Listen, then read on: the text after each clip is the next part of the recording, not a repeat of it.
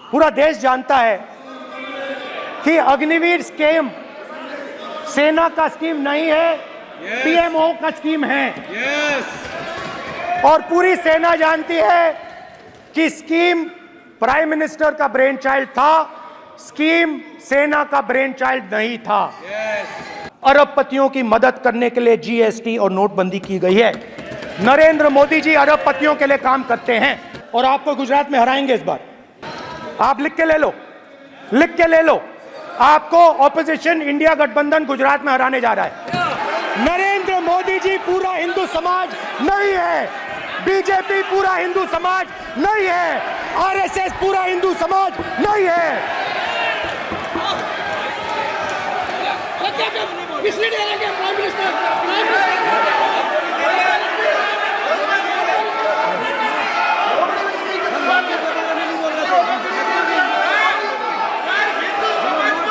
भूपेंद्र यादव जी, ये ठेका नहीं है बीजेपी का।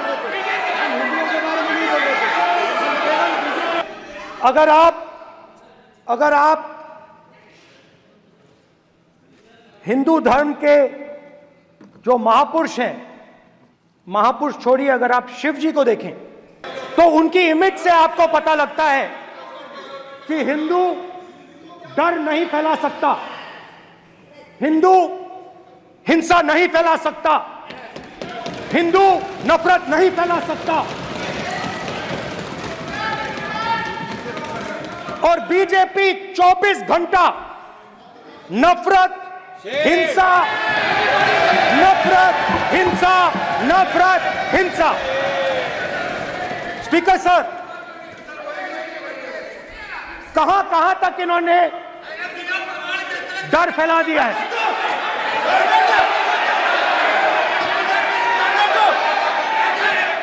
प्लीज सर, कहां तक इन लोगों ने डर फैला दिया? मैं आपको अयोध्या से शुरू करता हूं। सर नमस्कार। अयोध्या ने आपको मैसेज भेजा। मैं बिल्कुल आपकी रिस्पेक्ट करता हूं स्पीकर सर, मगर मेरे भाषण के बीच में सच्चाई ये है कि माइक ऑफ हो जाता है। मैं क्या करूं, हो जाता है वो। अब आपने देखा मैंने अयोध्या शब्द यूज किया और माइक ऑफ हो गया। नो, राम बोलने दीजिए। राम मंदिर का इनॉग्रेशन किया। अरे भाई आप हार गए, उसको शर्म करिए। नाम बोलने की कोई जरूरत नहीं है, मैं भाषण दे रहा हूं, आप नहीं दे रहे हो। मुझे बोलना है जो बोलना है, मुझे नाम लेने की कोई जरूरत नहीं। मुझे जो बोलना है मैं बोलूंगा। तो अयोध्या ने मैसेज दिया और मैंने इनसे पूछा कि हुआ क्या, और इनका जवाब आया। मैंने उनसे पूछा कि आपको कब पता लगा कि आप अयोध्या में जीत रहे हो, और आपने कहा पहले दिन से मुझे पता था। सही बात। और मैंने कहा ये क्या हुआ? उन्होंने कहा राहुल जी, अयोध्या में एयरपोर्ट बना, अयोध्या की जनता से जमीन छीनी गई और आज तक उन्हें मुआवजा नहीं मिला है। उन्होंने कहा, सही बात, उन्होंने कहा कि अयोध्या में जो भी छोटे छोटे दुकानदार थे, जो भी छोटी छोटी बिल्डिंग्स थी, उन सारों को तोड़कर गिरा दिया गया और उन लोगों को सड़क पर कर दिया गया। इन्होंने यह भी कहा कि अयोध्या के इनॉग्रेशन में अयोध्या की जनता को बहुत दुख हुआ, क्योंकि इनॉग्रेशन में अदानी जी थे, अंबानी जी थे, मगर अयोध्या का कोई नहीं था। और ये कारण था कि अयोध्या की जनता में, उनके दिल में नरेंद्र मोदी जी ने भय डाल दिया। उनकी जमीन ले ली, उनके घर गिरा दिए, और फिर अयोध्या के गरीब लोगों को, किसानों को, मजदूरों को मंदिर के इनॉग्रेशन तक नहीं जाने दिया। मंदिर के इनॉग्रेशन छोड़ो, उसके बाहर भी नहीं जाने दिया। और इसीलिए अयोध्या की जनता ने सही मैसेज भेजा। अच्छा, इन्होंने मुझे एक और बात बोली, 3 बार इन्होंने कहा कि 3 बार नरेंद्र मोदी ने टेस्ट किया, 2 बार क्या मैं अयोध्या से लड़ जाऊं? और सर्वेयर्स ने कहा अयोध्या में मत लड़ जाना, अयोध्या में मत लड़ जाना, अयोध्या की जनता हरा देगी। और इसीलिए प्रधानमंत्री वाराणसी गए और वहां बच के निकले।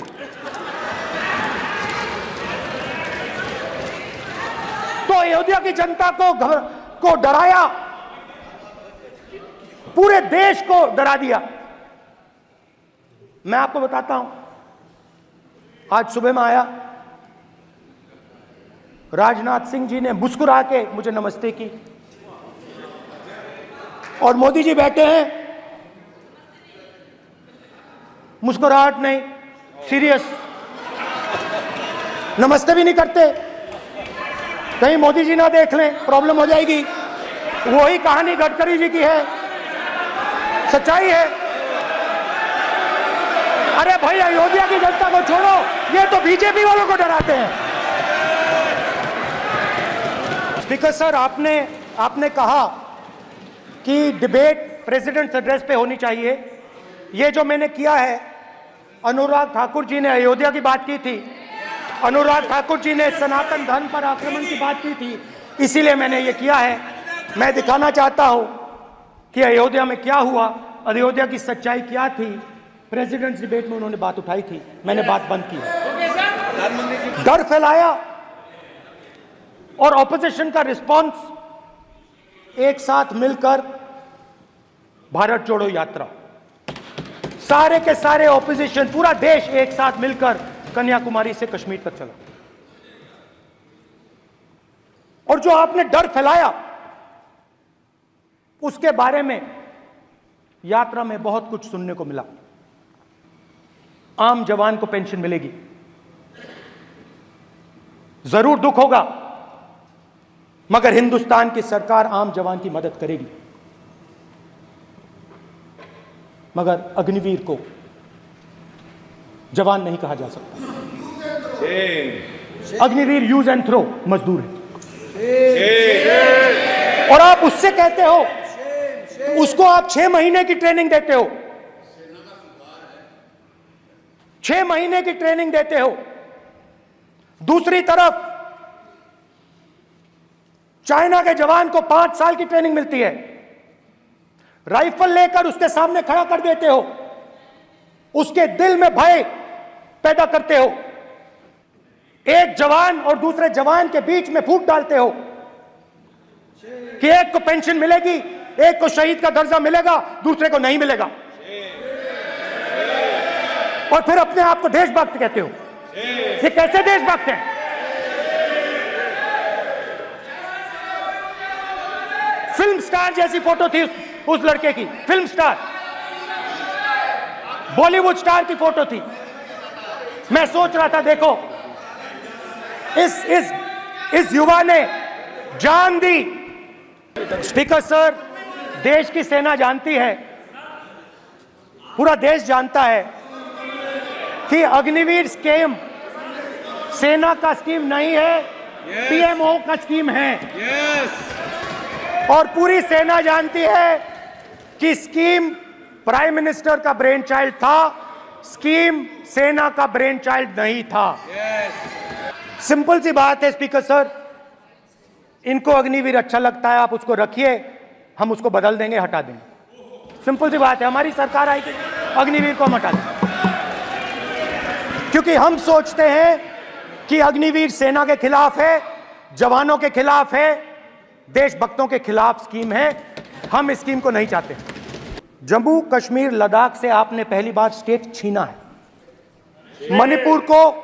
मणिपुर को आपने सिविल वॉर में डुबा दिया है। मणिपुर को आपने और आपकी योजनाओं ने, आपकी पॉलिटिक्स ने जला दिया है। और आज तक आज तक हिंदुस्तान के प्रधानमंत्री मणिपुर नहीं गए हैं। ऐसा लगता है कि मणिपुर हिंदुस्तान का प्रदेश ही नहीं है। प्रधानमंत्री के लिए मणिपुर स्टेट ही नहीं है। मणिपुर में सिविल वॉर हो ही नहीं रही है। और एक बार बयान दिया हमने, मतलब प्रेशर लगाया, हम गए, हमने प्रधानमंत्री से कहा एक मैसेज दे दीजिए, मणिपुर चले जाइए, जनता की वहां रक्षा कीजिए। नहीं, मैं वहां गया, कुकीज और मेहते से दोनों से मिला। आज तक नहीं, आंसर नहीं मिलेगा, मिल नहीं सकता। मणिपुर इनके लिए हिंदुस्तान का प्रदेश ही नहीं है। मणिपुर है ही नहीं, मणिपुर है ही नहीं, ना होम मिनिस्टर के लिए ना प्रधानमंत्री के लिए, है ही नहीं, एग्जिस्ट नहीं करता, वो है ही नहीं। ना प्रधानमंत्री जाएंगे बोलेंगे कुछ नहीं, जैसे कुछ नहीं हुआ वहां पे। मैं रिलीफ कैंप में गया, एक औरत कांपती हुई रोती हुई मुझे कहती है कि मैंने अपनी आंखों के सामने, हाँ मैं औरतों की बात कर सकता हूं, एक भाई मैं कर सकता हूं, एक भाई एक कर्तव्य निभा रहा है। आप अपने संगठन में महिलाओं को नहीं डालते हो, मगर मैं औरतों की बात कर सकता हूं। मुझे कहती है मैंने अपने आंखों के सामने, मेरे आंखों के सामने मेरे बच्चे को गोली मारी गई। मैं भागना नहीं चाहती थी, मैं मरना चाहती थी, उसके साथ मरना चाहती थी। मुझे घसीट के वहां से ले गए और फिर मेरे को अपने बच्चे की फोटो दिखाती है, कांपती हुई ऐसे फोटो दिखाती है। ये आपकी योजनाओं का नतीजा है, आपको शर्म आनी चाहिए। एक दिन प्रधानमंत्री 8 बजे कहते हैं, पता नहीं फाइन ट्यूनिंग हो गई भगवान के साथ, डायरेक्ट मैसेज भगवान, सर ने बोला है, सर प्रधानमंत्री ने ये बोला है, ये मैं नहीं बोल रहा हूं, प्रधानमंत्री ने बोला है कि मेरा डायरेक्ट कनेक्शन है भगवान के साथ, मैंने नहीं बोला, मैंने नहीं बोला। स्पीकर सर, मैं रिस्पेक्ट कर रहा हूं, ये प्रधानमंत्री के शब्द हैं, मेरे शब्द नहीं हैं। ये प्रधानमंत्री जी ने कहा है, पब्लिक में, मीडिया को कहा है कि मैं बायोलॉजिकल नहीं हूं, मेरा डायरेक्ट कनेक्शन भगवान के साथ है, मैं नहीं बोल रहा हूं, प्रधानमंत्री मोदी जी ने बोला है। तो पता नहीं उस टाइम 8 बजे भगवान का मैसेज आया होगा, हिंदुस्तान, वही मगर फिर श्री राम ने आपको दूसरा मैसेज दे दिया अयोध्या में। भगवान का मैसेज आया होगा, मोदी जी नोटबंदी कर दीजिए, नोटबंदी कर दिया, डायरेक्ट ऊपर से आया मैसेज, ऑर्डर आया खटाक। और अलग अलग ऑर्डर आते हैं, अदानी जी वाला ऑर्डर आता है, बंबई एयरपोर्ट अदानी जी को ऊपर से ऑर्डर आता है, खटाखट खटाखट खटाखट ऑर्डर आते हैं। तो नोटबंदी कर दी। स्मॉल और मीडियम बिजनेसेस जो हैं, जो हिंदुस्तान की रोजगार की रीढ़ की हड्डी है, बैकबोन है, उड़ा दिया। आज नतीजा यह है कि ये जो भी करना चाहे करें, हिंदुस्तान के युवाओं को रोजगार नहीं मिल सकता। Job creation backbone is broken, finish, खत्म। नोटबंदी की, गलत जीएसटी लागू की, उड़ा दिया। अब मैं सोचता हूं, पहले मैं सोचता था ये पता नहीं कैसे हुआ, अब मैं समझता हूं कि ये अदानी जी, अंबानी जी जैसे लोगों के लिए किया गया। ये रास्ता साफ करने का तरीका था। इनकम टैक्स डिपार्टमेंट उनके पीछे पड़ा रहता है, जीएसटी, डिमोनेटाइजेशन, 24 घंटा उनको तंग करते हैं, उनके कैश फ्लो को रिस्ट्रिक्ट करने की कोशिश करते हैं, कैश फ्लो को क्रश करने की कोशिश करते हैं कि वो परे हट जाएं और अरबपति उनकी जगह ले लें। आप किसी भी छोटे व्यापारी से पूछ लो, किसी भी स्मॉल मीडियम बिजनेस ओनर से पूछ लो, ये आपको बता देगा। गुजरात में मैं गया, टेक्सटाइल ओनर्स के साथ मेरी बात हुई, मैंने उनसे पूछा नोटबंदी क्यों हुई, जीएसटी क्यों हुई? साफ बोला, साफ बोला। अरबपतियों की मदद करने के लिए जीएसटी और नोटबंदी की गई है। नरेंद्र मोदी जी अरबपतियों के लिए काम करते हैं। मैं जाता रहता हूं और आपको गुजरात में हराएंगे इस बार। आप लिख के ले लो, लिख के ले लो। आपको ऑपोजिशन इंडिया गठबंधन गुजरात में हराने जा रहा है। स्टूडेंट्स की बात करते हैं। जो आप 2000 साल पहले की बात करते हो, थोड़ी सी भविष्य की भी बात कर देते हैं, इंडिया के फ्यूचर की बात कर देते हैं। रोजगार तो आपने खत्म कर दिया। नोटबंदी, जीएसटी, जो आपने स्मॉल एंड मीडियम बिजनेसेस थे उनको खत्म करके युवाओं को आर्मी में अपॉर्चुनिटी मिलती थी, अग्निवीर उनके लिए आपने दे दिया, वो खत्म कर दिया, रास्ता ब्लॉक कर दिया। पब्लिक सेक्टर को आप प्राइवेटाइज करते हैं, वो रास्ता बंद कर दिया। और अब एक नया फैशन निकला है, नीट। नीट प्रोफेशनल एग्जाम्स को आपने कमर्शियल एग्जाम्स में बदल दिया है। NEET is not a professional exam, NEET is a commercial exam. NEET में एक स्टूडेंट टॉपर हो सकता है, एक्सीलेंट स्टूडेंट हो सकता है, मगर अगर आप उसके पास पैसा नहीं है, मेडिकल कॉलेज में नहीं जा सकता। सिंपल सी बात। नीट का पास मार्क 22% है। वो पूरा का पूरा एग्जाम, सर एजुकेशन मिनिस्टर पूरा का पूरा एग्जाम अमीर बच्चों के लिए बनाया गया है। कोटा में पूरे के पूरे एग्जाम को आपने सेंट्रलाइज किया। हजारों करोड़ रुपए बन रहे हैं, हजारों करोड़ रुपए बन रहे हैं। और कमर्शियल पेपर जो आपने बना रखे हैं, कमर्शियल एग्जाम्स, 7 साल में 70 बार पेपर लीक। प्रेसिडेंट्स एड्रेस में ना नीट की बात होगी, ना अग्निवीर की बात होगी, ये बातें नहीं होंगी। और हमने कहा, हम स्पीकर सर, हमने कहा कि एक दिन का डिस्कशन अलाउ कर दीजिए। हम आपके साथ खड़े होकर इसको रिजॉल्व करना चाहते हैं। इंस्टीट्यूशनल फेलियर है, हम आपकी मदद करना चाहते हैं, रिजॉल्व करना चाहते हैं। सरकार कहती है नहीं, डिस्कशन नहीं होगा, भविष्य का डिस्कशन हो ही नहीं सकता। तो ये हालत है। जहां भी ये देखते हैं, ये सोचते हैं कि भाई भय कैसे पैदा करें, माइनॉरिटीज को डराते हैं। नहीं, कांग्रेस नहीं डरती आपसे, आप कांग्रेस से डरते हो।